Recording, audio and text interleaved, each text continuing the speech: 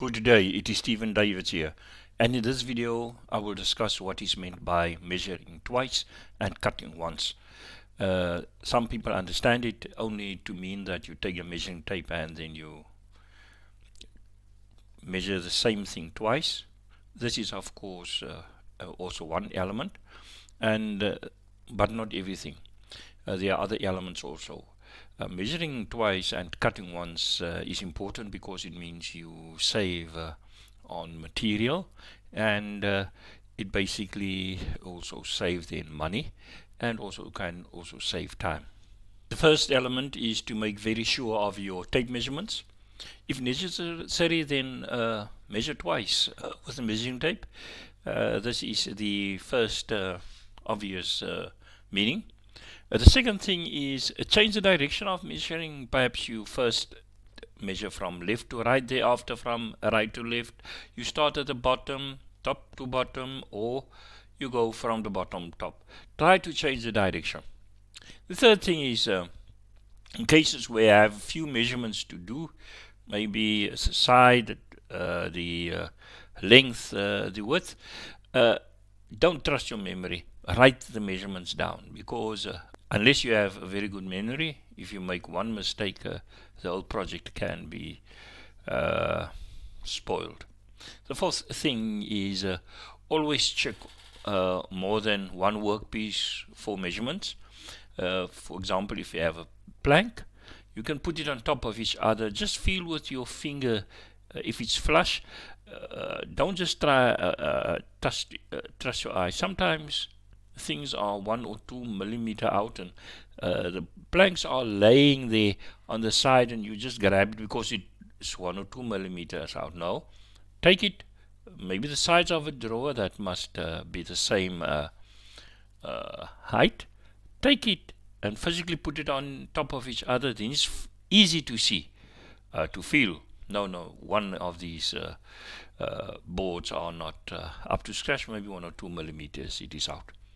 The fifth thing, if and when possible, physically put the piece where you want it to end up and to see if it really fits. Okay, you took now your measurements between the, suppose you're busy with a cupboard or a cabinet in a wall between two confined spaces, a left wall on the left and the right. You took your measurements, but just before you go and cut it, try to put in the piece. Just make sure, or put the piece there, and sometimes it's not even necessary to go and measure. You just physically, with the tape, you just put the pieces there and make a nice mark. If possible, physically measure the wood piece against any element where it must be fit against. For example, you must fit a stove top on the tabletop. You measure now on the tabletop the dimensions. Now just make sure before you cut, and put the stove top on top of the square you're going to cut out. Make sure that it fits, the angles are right, you didn't make a mistake.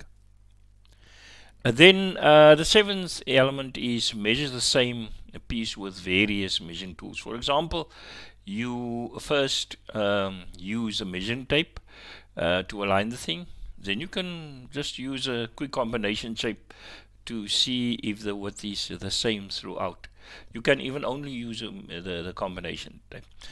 Everything depends on your workpiece and how precise and exactly the measurements must be, and how valuable the piece of wood is. And I mean, you can't just replace wood. The eighth thing is you must mark the sides correctly that you must cut. No measure you. No use you measured out everything, but then you cut the wrong side. You for example, especially when you must turn around a piece like melamine,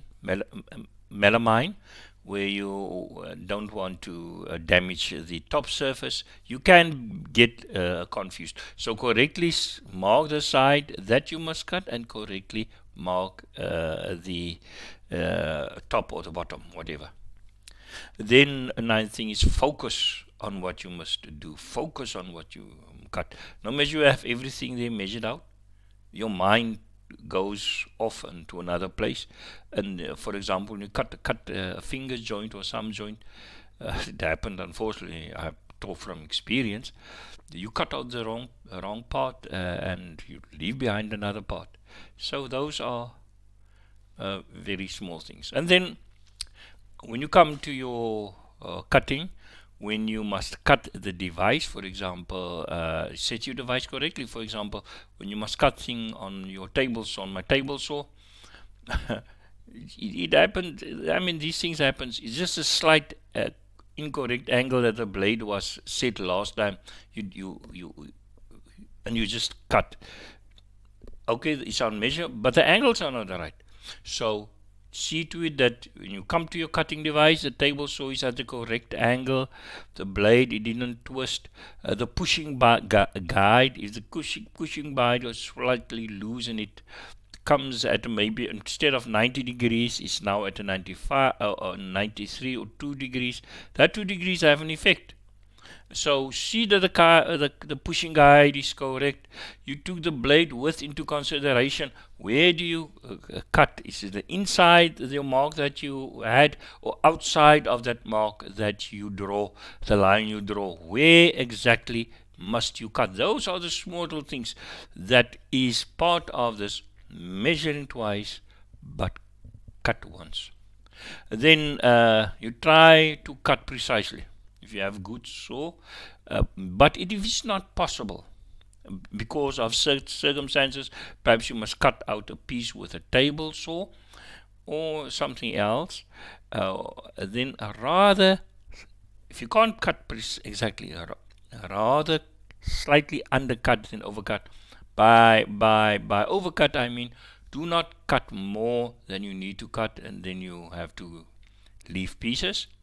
Slightly undercut, because then you can slightly creep into the piece, okay, every time a little piece off, or you can sandpaper it off with your sandpaper equipment and tools. Thank you very much for watching this video. We love constructive comments and criticism. Please like and share this video, and please subscribe.